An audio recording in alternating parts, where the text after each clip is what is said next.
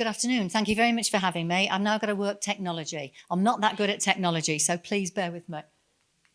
I've got it. Right, yay, I've got the button that goes forward.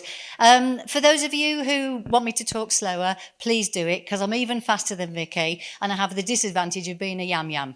So if you don't understand the Wolverhampton accent, then my apologies. I will speak slower. So as Vicky said, I'm head of engagement and skills for the Midland Metro Alliance. I just wanted to give you a little bit of background on who we are.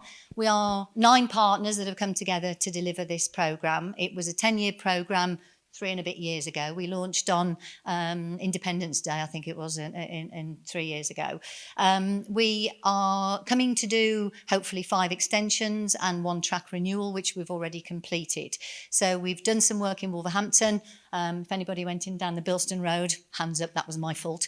I take a lot of stick for a lot of the work that we do. The work in Centenary Square, my fault again. We're digging up the middle of Birmingham at the moment and creating havoc in the middle of Birmingham.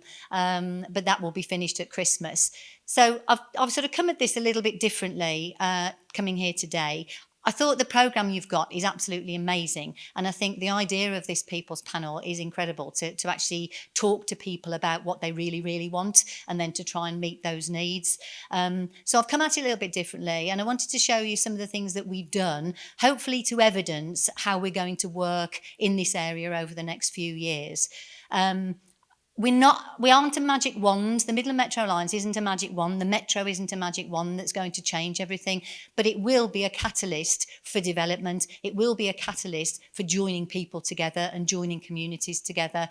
My particular passion is about employment, and it's about getting young people into jobs and to stop them going down the roads that they shouldn't be going down. And if they have gone down those roads, let's get them back on track, excuse the pun, but to get them back working and training in better environments. So this is who we, sorry. Can you tell us what catenary is? Sorry, yes, I can. I didn't, let me go back one. Can I go back one? Let me go back one. Oh no, the other button. Right. Sorry, no, it's not going back. Yes, it will go back. It will go back. You will go back. Thank you. Yes, I apologise. I was trying to sort of whiz through the bits, really, I suppose, that are just rail related. Catenary free is when it goes without overhead lines. So at the moment, we're working in the middle of Birmingham, and we don't want to attach ourselves to the listed buildings in the middle of Birmingham. So we're coming up from Grand Central Station, which will always be New Street if you come from Wolverhampton, but coming from Grand Central through Victoria Square and into Centenary Square, and that particular section will be on battery, so it's the first in the UK running on batteries there. My apologies for that. So we're 9 partners come together. West Midland Combined Authority is one of our partners, so they work very closely. Aegis is a French company that specialise in light rail and designing the trams itself, and they head up the design team, a design consortium, and Colas Rail head up the construction side, using as many local people as we possibly can, because that's the important thing. And I am the thorn in the side back in head office, constantly going, can we employ local people for that? Can we employ local people for that? I've become a little bit like a stuck record, really. But we have employed local people. Yeah. Companies. Yes. Do you want to know who they are? Yeah, that's fine. The other companies are, Aegis is the design company, and within their joint venture they employ Pell Frischman and Tony G, they're local designers. And then Colas Rail are the construction consortium, and they have a sub-alliance, which is Barhale, which is a Walsall-based company, and they work on all the utilities. So all the pipe work all the pipe work under the ground, they sort all those utilities out first before the construction actually starts. Auctus Management Group is a local Aston-based company. They train on the rail sector. They also employ people on the rail sector as well. They've got an agency that employ people. And then Colas Limited do the highways. So they do the tarmac and the concrete and all the traffic management side of that. And then Bouygues UK, again, local company from Walsall, and they do all the block paving and work with listed buildings. Okay, no problem. So just to give you an idea really of what we're doing, we very much believe in trying to use local supply chain. So people who supply us products and resources, we want to use as many locally as we can. And that's, we have a team that actually talk to local suppliers to make sure that they meet the standards that we need them to meet. It isn't always about price, it's about quality, and it's about the best sort of resources for the job. 95% of our labour on our site has been from the West Midlands to date, coming from the Wolverhampton project that was completed in the 6 months in Wolverhampton, and also the Centenary Square project that we're working on. And at the moment we're in Broad Street, Birmingham, if you know Birmingham at all, down where all the pubs and clubs are. Fun area at the weekend to work in. But we're working down there with local labour, so we're using a lot of local labour. And it's about collaborating. I've put up there DWP and JCP, Department of Work and Pensions and Job Centre Plus. We work with very closely across the whole region. You have an amazing DWP person. She's not here, so I can talk about her. You've got a lady called Kathy Taylor, who is a senior manager within your DWP for Dudley and the Black Country. She's really, really proactive about looking at innovation, looking at new ideas for employers to get people into work. And one of the things that I'll talk about in a minute, but one of the things we did was actually work on a sector-based work academy with Kathy and Dudley College, which worked very successfully. Just to give you a clue of where we are at the moment, the blue line here is the line 1, which was already in from Wolverhampton into Birmingham, into Grand Central. The bottom pink line is the extension that's going down to Broad Street from New Street Station. And the top dark pink line is the extension that we've done in Wolverhampton. That's finished. We're just waiting for a new station to be built in Wolverhampton so we can go back and top and tail it. The one on the right-hand side is the extension, without being controversial, down to meet HS2 at Curzon Street, as when, if it happens, which hopefully it will, because that will be a game changer for the whole of the region. But that extension will go down to meet HS2 at Curzon Street and then go out to Birmingham Airport. But that's a long time in the future and still in the sort of thought stage at the moment. The most important one, obviously, from your point of view, is the Wednesbury to Brierley Hill project. The extension that's going down from Wednesbury to Brierley Hill, we're delighted to say has been approved and is just about to start. So the route itself, I've passed on to a lady in orange some maps so that you can see it clearly on the table. Lovely, and she'll give those out to you afterwards, so you can see. I'm not going to list all the stops, so that you can see all the individual stops that there are. It's about connectivity. It's 11 kilometres of disused network rail line, basically, most of it that we're taking. But it's not just about putting in a tram. It's about connecting those places up, connecting it to Wolverhampton, connecting it to Birmingham.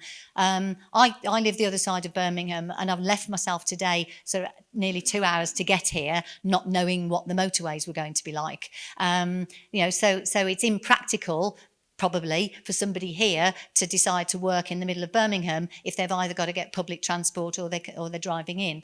So the idea of having the metro is, instead of taking anything up to sort of an hour and a half, it will take you 40 minutes to get into Birmingham. So the hope is that it will open up opportunities for people to work in the city if that's where they want to work. And again, very much down to personal choice. And the other way, so that people can come the other ways as well. If people want to work in retail in Merry Hill, then it gives them the opportunity to get here much easier.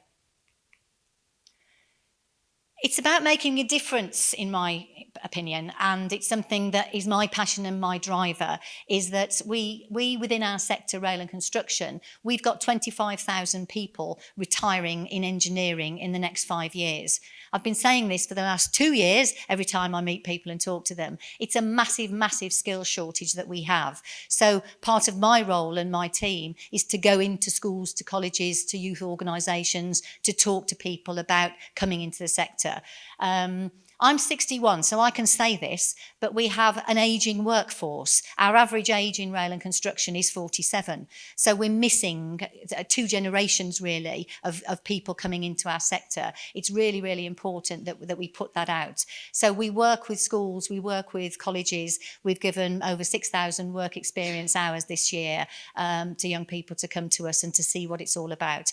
The perception that young people have of our sector is it's full of middle-aged white men dressed in orange digging holes, and that's what they tell me when we go into schools. We don't reflect the diversity in our society. So one of the things that we're trying to do is to try and talk to people, and please spread the word. And anybody come and talk to me if they've got any sort of children or people who are interested in coming into the sector.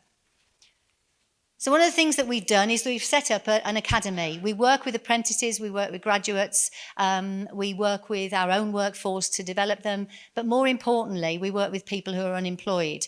And this is something that I'm particularly proud of. 18 months ago, we developed sector-based work academies, which is just a term really for working with a job centre to get people into work. So we deliberately went for people who'd been unemployed for 12 months or more, devised a 6-week programme to give them the skills to come and work in our sector.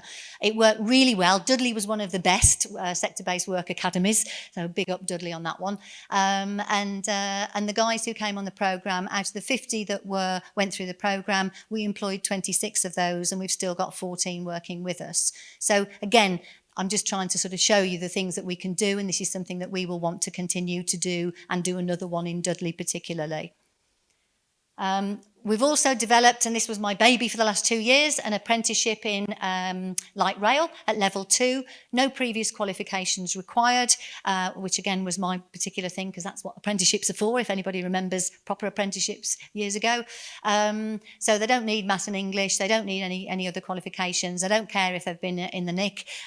We just want people who've got the right attitude. We've started one cohort in Birmingham, and I want to do the same in Dudley and Brierley Hill as well. We've got drop-in sessions. Again, there's some leaflets coming around to your table to give you, this is very much the sort of high-level stuff and things that we want to do and to work with. We want to work with all the agencies that there are already here to collaborate with people like Just Straight Talk, Black Country Talent Match, obviously job centres, colleges, residence groups. We've got neighbourhood forums we're working with already. We want your ideas. We want your input into what we're doing. So that's really quite important to us to do so. We've got drop-in sessions. There's a list that's coming round. Please come and talk to us. Our stakeholder engagement officer will be there to talk about anything specific on the route that you're concerned about or that you're interested in. And this is, I use this gentleman, John. His name's not John, in actual fact, it was Jordan. And but John came to me with, you'll notice he's got a little tag on his leg there. He was the driver of the taking and driving away, and his friends all scarpered. He got caught, obviously had a tag, came and did rail and construction training. He's now earning £400 or £500 a week. He's been there now 2 years. He's been promoted to a controller of site safety. It can happen, and we know that we can help to change lives by getting people into work. So again, if any of you work with organisations or people who are in a situation where they want to try and change their lives, that's something that we want to work with you with. And that's us. That's I've nearly kept to time, hopefully. There's information there. Again, information is coming to your tables. I've given the latest Sandwell and Dudley newsletter, which will give you contact details for us as well. Everything is on our website. We keep it very much up to date as to what we're doing. We're currently in the design stages, so there's not a lot of activity going on yet, but you will see sort of people with Midland Metro Alliance orange jackets wandering around and doing trial holes and different things at the moment. I just think it's a fantastic, exciting time for the region and for your area particularly. So thank you very much for listening.